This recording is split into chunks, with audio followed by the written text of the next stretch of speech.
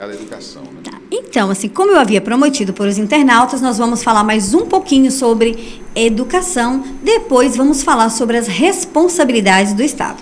Professor, com toda essa reflexão que a sociedade e o Congresso estão fazendo diante da recente onda de violência, o senhor acredita, como professor universitário de uma renomada faculdade de educação, que o tema do ensino com a reforma universitária poderá ganhar agora um novo impulso? Bem, cabe ao Estado promover o bem comum. Vamos traduzir esse bem comum com alguns exemplos. Esse da educação, que é básico na sociedade, assim como segurança, saúde, trabalho, lazer e assim por diante. Na questão formulada, a educação padece hoje de diretrizes, tanto no plano federal, estadual e municipal, para que nós tenhamos uma qualidade melhor do ensino público, não é? E que também o ensino privado, o ensino particular, que já tem pelo menos um conceito melhor para educar, tanto é que aqueles que conseguem ir para uma escola paga, porque tem poder aquisitivo, naturalmente são aqueles que passam depois nos exames, nos vestibulares, porque obtêm uma melhor preparação. E aqueles oriundos do ensino público, notadamente do segundo grau, não conseguem lograr êxito nos exames vestibulares, por causa justamente da defasagem, da falta de preparo, de conhecimentos. E aí envolve, doutora Vera Lúcia, uma problemática não só de falta dessa fiscalização do próprio Estado, como de preparar melhor o seu corpo docente, os professores, melhor remuneração. Eu sempre me bato nessa questão, porque o professor mal remunerado, ele tem que ir em busca de lecionar em diversos lugares ao mesmo tempo, e ele falha naturalmente numa das instituições. E o outro fator é o desajuste social, não é? Levado pela questão da pobreza. Muitos alunos vão para a escola hoje não em busca do saber, do conhecimento, e sim vão lá para se alimentar, ou em busca às vezes de um lazer que não conseguem no lar, vão para a escola e saem despreparados. Hoje nós encontramos alunos da 4ª série do curso do ensino público, da rede pública, que desconhece, não sabe as 4 operações, desconhece as 4 estações do ano, não sabe enumerá-las, se for perguntado. Mas, assim, então, por tudo isso, eu só quero, fechando essa questão aí, que o fator educação é fundamental. Se nós investirmos na educação, não vamos precisar mais tarde, temos problemas maiores ou piores, eu diria assim, para um ajustamento, para um equilíbrio social. Então vamos educar, mas devemos começar lá no ajustamento familiar. Nós temos uma desagregação enorme na sociedade brasileira. Então temos um problema em casa, que repercute depois na escola, e a escola pública e também privada, porque não algumas, não conseguem reparar essas lacunas existentes. E muitos lares, muitos pais, que são os primeiros educadores, deixam essa educação por conta da escola. Ora, se não teve a educação do berço, depois não terá certamente a sua complementação na escola. O que nós podemos esperar como resultado de um cidadão que possa produzir na sociedade? Muito pouco, não é? E depois o Estado exerceria um papel mais tarde, que nós diríamos assim, de reeducador, que já não teria os mesmos efeitos em termos assim de produtividade, em termos de do homem socialmente, se desenvolver e atingir os seus objetivos, justamente por falta dos conhecimentos que não os adquiriram na fase adequada, Fica muito difícil esse problema depois da reeducação. Mas, professor, assim, afinal, na sua concepção, não seria mais barato o Estado investir na educação da população? Não sai muito mais caro o gasto com repressões e com determinados sistemas? Bem, como é um dever do Estado a educação até gratuita, o ensino de primeiro e segundos graus, o ensino é gratuito no país. Hoje há um empenho das autoridades no campo educacional para fazer com que todas as crianças, adolescentes e jovens estejam em escolas, mas não consegue atender essa demanda toda, não é? Agora, na sua pergunta, é claro que vale muito mais você investir na educação do que ficar preocupado só em mais tarde prevenir a criminalidade ou reprimir o crime já acontecido, né? Até porque muitos dos delitos cometidos, se nós formos buscar as verdadeiras causas, uma delas foi a falta de educação, a falta de ensinamento, de instrução. Claro que também a gente poderia mencionar a falta de trabalho, o estado de miserabilidade, de pobreza, que às vezes o Estado não socorre totalmente essas pessoas. E contribui depois para a criminalidade. Aí o Estado se obriga, constitucionalmente também, né, que a segurança pública é um dever também do Estado, da mesma forma como a educação, mas deveria priorizar a educação. Hoje, o número impressionante de delitos cometidos, sobretudo por adolescentes, jovens que não adquiriram a responsabilidade penal e estão nas FEBEMs, não é? Os que têm já a responsabilidade penal, quer dizer, após os 18 anos, hoje se discute muito a redução da maioridade penal, é uma questão que eu vejo com muita preocupação. Precisaria a sociedade discutir muito, e vem discutindo, me parece, para encontrar uma solução para esse problema.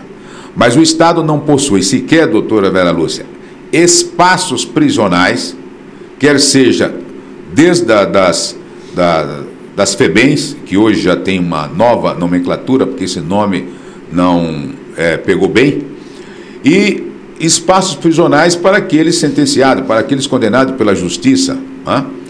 E nós temos muitos condenados que estão soltos, convivendo no nosso meio, porque não se executam os mandados de prisão, justamente porque não há espaço para colocar esse contingente todo de sentenciados. Mas, professor, eu acredito... Só complementar, eu acho que essa questão hoje, que depende também de legislação, mas já há no Congresso Nacional estudos a respeito da aplicação de penalidades, que hoje não seja somente as privativas de liberdade para o sentenciado, são as chamadas penas alternativas, que são vistas com bons olhos pelos operadores do direito. Talvez até seria uma solução para muitos casos. Não tendo espaço prisional, não se recolhe o sentenciado. Aplicar-se-á o quê? Penas alternativas.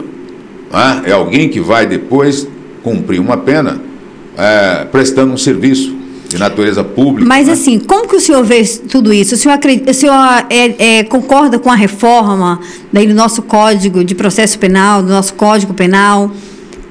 Porque o nosso Código Penal já é bem antigo, né? Então, como que o senhor... É de 1940, e nós, né? Mas assim, nós estamos vendo aí, né, professor, cada atrocidade cometida por adolescente, até, né, que é barbaridade. Inclusive, os adolescentes estão barbarizando o nosso país. E tudo isso também o quê? Que o senhor frisou anteriormente, tudo vem do quê? Da educação. Mas qual seria a opinião do senhor com relação a tudo isso, a nossa reforma? Doutora Vera Lúcia, a redução da maioridade penal, que hoje começa a partir dos 18, e se cogita que tivesse uma diminuição, né, de 18, pudesse a responsabilidade começar aos 16, outros falam aos 14, há países do primeiro mundo que têm uma responsabilidade penal bem diferente da nossa brasileira. Agora, a gente tem, para responder essa questão, de analisar o aspecto constitucional. A nossa Constituição da República Federativa do Brasil coloca o menor de 18 anos como inimputável, quer dizer, irresponsável penalmente, não é? E hoje até se discute se essa questão poderia ser modificada, essa redução da maioridade, por uma legislação infraconstitucional, que não é possível. Seria necessário uma PEC, um projeto de emenda constitucional, para alterar essa disposição. E há quem considere que essa questão ainda se reveste como uma cláusula pétrea da Constituição, que o poder de reforma constitucional não teria competência para tal. Ora, Se for por aí, nós teríamos que esperar uma nova Constituição, um novo poder constituinte que fizesse uma nova Constituição e imputasse ao menor de 18 anos a responsabilidade. Tá? Mas da forma como está, eu volto aqui a dizer, há pouco, numa resposta anterior, eu frisei sobre a questão da discussão na sociedade. A sociedade tem que discutir diversos problemas que vêm ocorrendo, que são problemas cruciais. Essa da responsabilidade penal é um deles. Hoje se fala muito, talvez nós não vamos ter tempo, e não seria o caso aqui, de se discutir também a questão do aborto, não é? Outra questão bastante controvertida, que cabe à sociedade, né, através dos seus segmentos, discuti-la.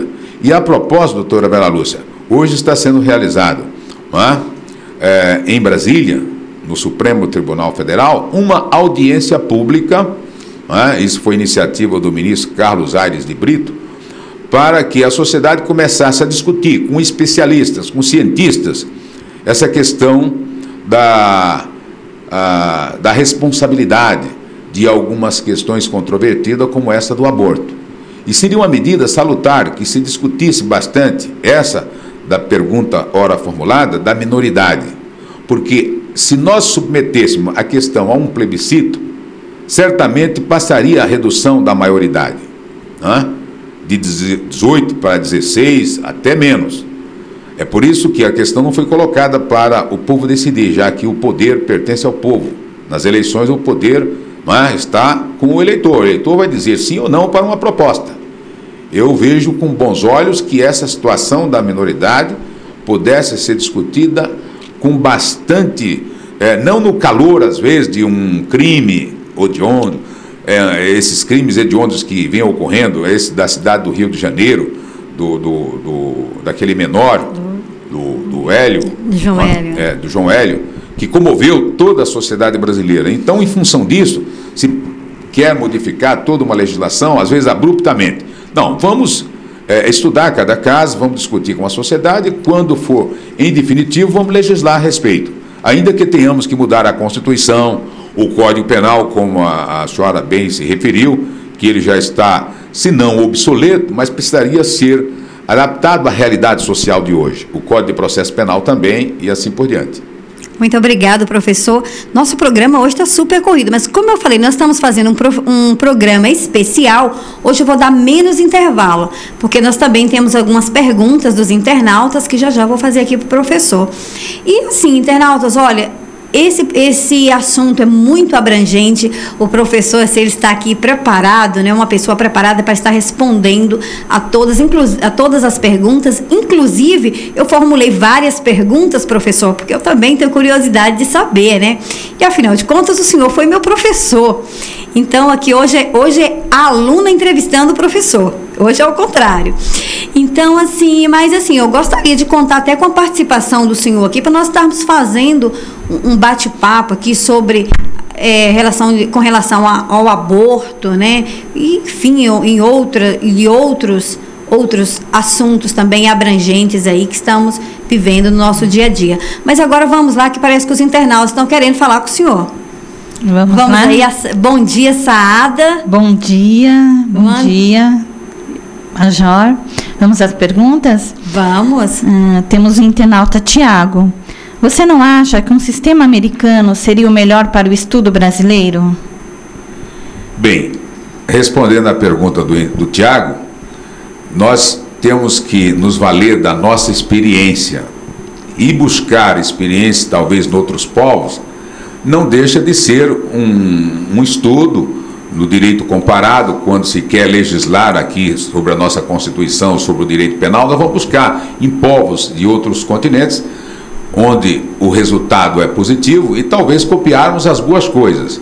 Mas o mais interessante, para que o Tiago possa refletir, nós deveremos encontrar uma solução com os nossos legisladores, não é?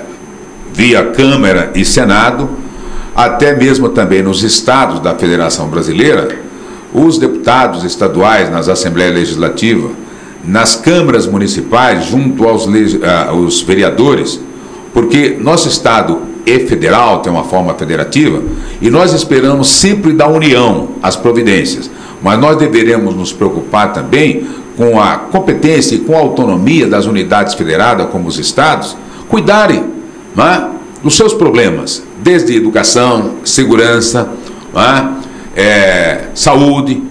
Nós estamos sempre à mercê da ajuda governamental no plano federal, mas vamos cuidar daquilo que é nosso, no plano estadual e no plano municipal. Quando não formos possível resolvê-los, quer dizer, aqui, esses problemas, vamos em busca de um socorro. Agora, buscar modelos lá fora, porque nós temos aqui uma mentalidade, eu acho que aí é cultura já de um povo brasileiro, não é?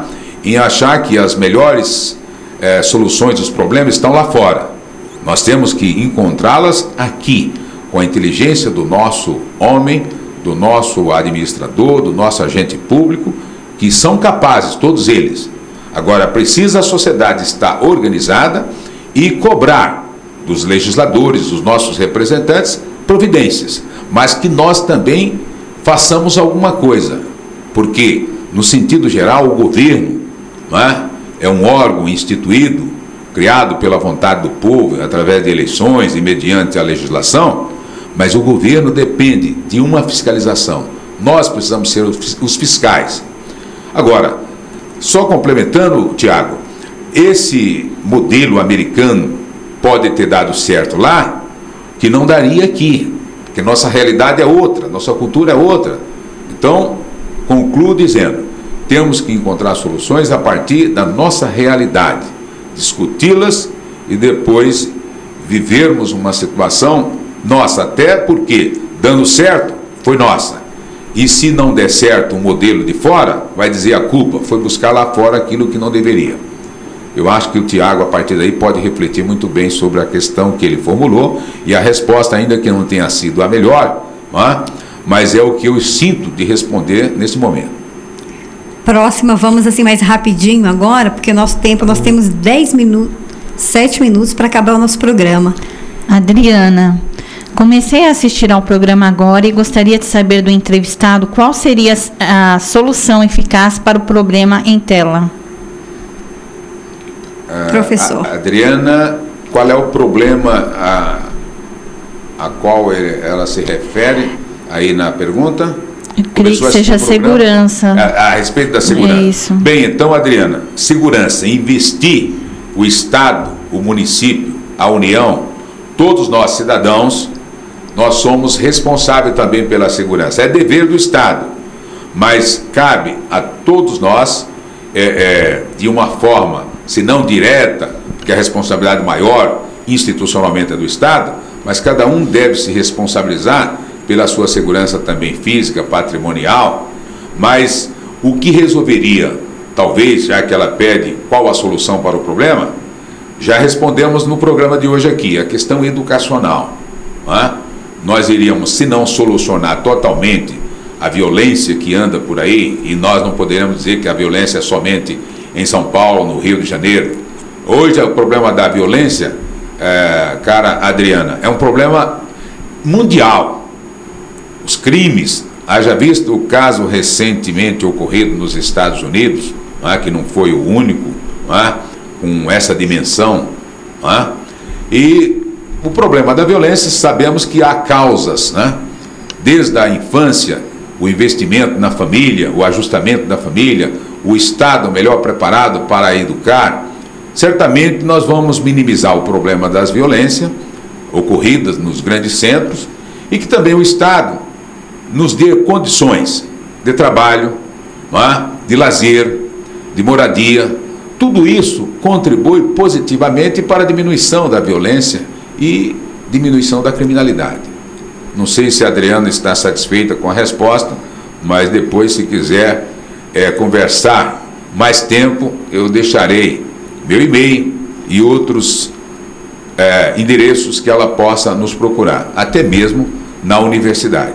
Excelente. E eu quero agradecer a participação do Tiago, da Adriana, e você aí que está ligando o seu computador agora. Eu estou entrevistando hoje no programa de Bem com a Vida o professor Dr. Expedito Pinheiro. Ele ministra aula de Teoria Geral do Estado, né, que hoje é Ciência Política, e Direito Constitucional. Inclusive o professor, ele é professor da renomada Faculdade de Direito Mackenzie, né, professor? Também ele é major da Polícia Militar do Estado de São Paulo e examinador da Ordem dos Advogados de São Paulo. Mas agora vamos falar aqui com os internautas, que nós estamos com um tempinho hoje reduzido. Qual que é a próxima pergunta, Saada? O internauta Vinícius está perguntando: quando vamos retirar os caça-níqueis dos bares? Bem, o perguntador é o Vinícius. Dizendo para o Vinícius que em São Paulo, devido ao problema ocorrido no Rio de Janeiro, já repercutiu, aliás, em todo o território nacional. E a partir desses dias, né, já começamos com uma operação caça-níqueis, né, mas retirada desses dos estabelecimentos onde funcionava. A Polícia Civil de São Paulo já está engajada nessa tarefa e há determinações, né, no plano federal e agora nos estados também, para coibir uma coisa que já era feita, né? Faltava talvez uma melhor fiscalização, porque não deixa de ser uma contravenção penal, e isso vem contribuindo para, em função não só de bingos, como caça-níqueis, etc., favorecer ou propiciar o crime organizado, né? Ou até para uma espécie de lavagem de dinheiro, porque essas casas de bingos e de caça-níqueis ganham fábulas de dinheiro e não são tributados esses valores ganhos por esses estabelecimentos. Pouco pagam em termos de imposto. Então a gente poderia dizer que há uma lavagem de dinheiro, ou então propiciando, né, levando dinheiro para o crime organizado. Então acho que a medida é salutar, recolher. Aí cabe ao Estado, já que a doutora Vera Lúcia é sempre preocupada com a responsabilidade do Estado, cabe ao Estado, através de um dos seus órgãos, né, para exercer esse poder de polícia, a retirada e depois uma fiscalização mais acurada, porque não adianta só retirar momentaneamente de alguns estabelecimentos e depois se esquecer dessa tarefa. É sempre vigilante. O Estado tem que estar sempre com os seus órgãos vigilando, fiscalizando, para evitar esse último escândalo que tivemos na cidade do Rio de Janeiro, que pode ocorrer em São Paulo, né, envolvendo autoridades do Poder Judiciário, do Poder Legislativo, advogados e a sociedade como um todo. Então, se nós queremos melhorar, vamos fiscalizar, vamos tomar medidas legais, né, ou que mais tarde a sociedade possa discutir também, doutora Vera Lúcia, como nós estamos falando em discussão de problemas cruciantes, a questão da minoridade penal, a questão do aborto, essa questão também dos bingos, porque os empresários, né, desse setor reclamam muito que está lhes faltando o quê? Um apoio governamental através de uma lei que eles possam exercer essa atividade. E se formos atrás das preferências da sociedade, muitos brasileiros que habitualmente, né, estão participando de jogos eletrônicos, de jogos de bingo, gostariam, porque considera isso como um lazer, né? Claro que nós sabemos que não é sempre um lazer, mas é uma questão também profunda que precisa ser discutida na sociedade, né? E a questão dos bingos sempre funcionaram no Brasil, a questão dos caças-níqueis, né? A questão do jogo do bicho. Então, que tal uma proposta aí, sei lá, legalizar, né, ou o jogo do bicho, já não diria os caças-níqueis como funciona atualmente, e os bingos, né? Nós temos jogos aí legais permitidos, como loteria federal, né? O bingo passaria a ser legalizado, mas desde que o Estado fiscalizasse e que os empresários desse setor pudessem contribuir, pagando os seus impostos.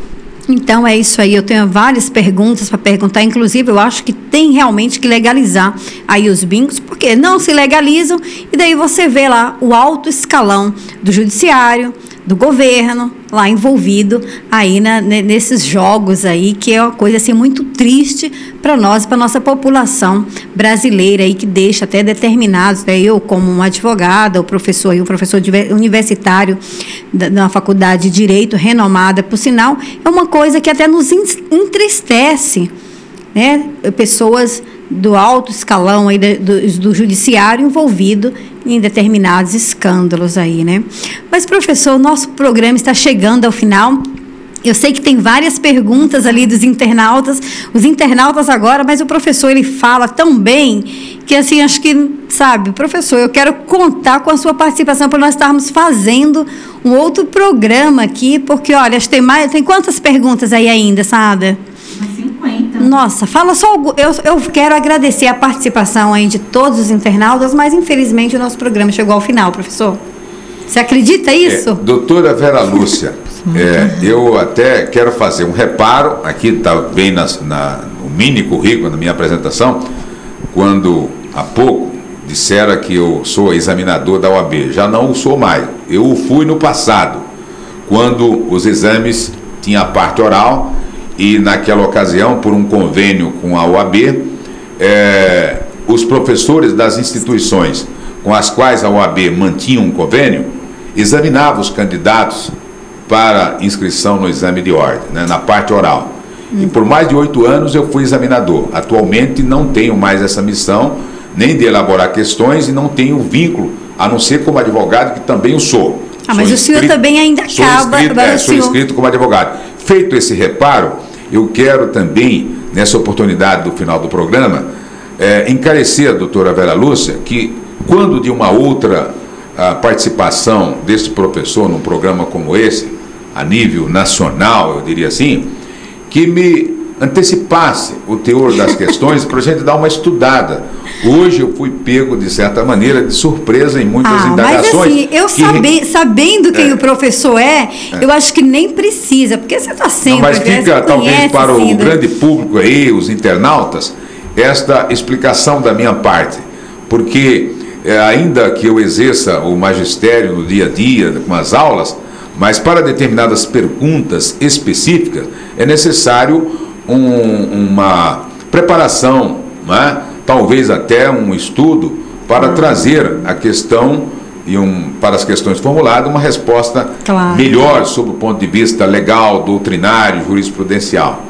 Não sei se atendi, mas de qualquer maneira eu agradeço, e quando a colega se referia à situação do passado, em que fora minha aluna em sala de aula, foi um orgulho, e hoje tê-la não só como aqui a minha entrevistadora, mas como também uma brilhante advogada no campo do direito do trabalho, acompanhando aí o seu esposo, o doutor Jefferson Camilo, que é meu amigo, e isso me orgulha muito. Hoje estou numa instituição, como você bem o disse, renomada, como é a Universidade Presbiteriana Mackenzie. Me orgulho de lecionar a ciência política, que é a antiga Teoria Geral do Estado, que a doutora Vera Lúcia teve a oportunidade de me ouvir durante um ano, né? E lá eu que fazia as perguntas de TGE, e hoje ela me fazendo perguntas das mais diversas possíveis. Educação, segurança, problema da minoridade, essa questão também do poder do Estado, fiscalização, tudo isso é importante para todos nós.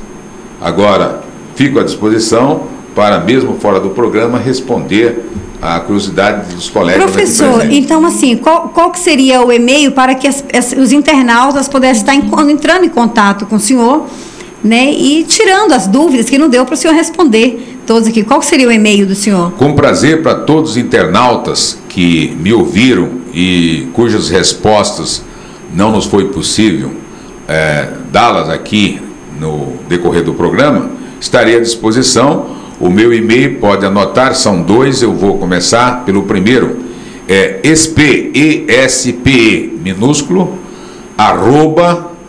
@mackenzie.com.br. Repetindo, @mackenzie.com.br. E outro e-mail, Expedito Pinheiro, tudo minúsculo, @uol.com.br. O senhor falou também que tinha outros meios para contato. Seria algum telefone? Não, pode me ligar, está à disposição também, além dos e-mails, né? Eu tenho fax. Ah, tá. Mas assim, só fazendo uma ressalva, professor, já o senhor passa os dados para a gente, vai estar no link lá do programa de Bem com a Vida, onde os internautas poderão estar entrando em contato com o senhor. Então, muito obrigado, professor, pela participação. Gostaria de agradecer imensamente aí a participação dos internautas. Fala para mim só o nome dos internautas aí, Saada, pra gente, porque infelizmente não vai dar mais para... Manuela, quero Vinícius, agradecer a participação da Manuela, do Vinícius, do Tiago, Adriana, Marcos, do Marcos, Maria, da Tereza, Maria de novo, Natália, Oliveira. O Oliveira também foi seu aluno, hein? Pois é. Da Maria Augusta. Olha, o diretor está falando que eu estourei totalmente hoje o horário nesse meu especial. Porque nem a direção sabia, né? Depois eles vão me puxar a orelhinha lá, mas tudo bem. Mas assim, eu quero agradecer a participação de todos os internautas. Muito obrigado pela participação de vocês. Adorei, tá? E aguardo vocês na segunda-feira que vem, a partir das 11 horas, no programa de Bem com a Vida. Um beijo no coração de todos vocês. Fique com Deus e tenha um excelente final de semana. Beijos.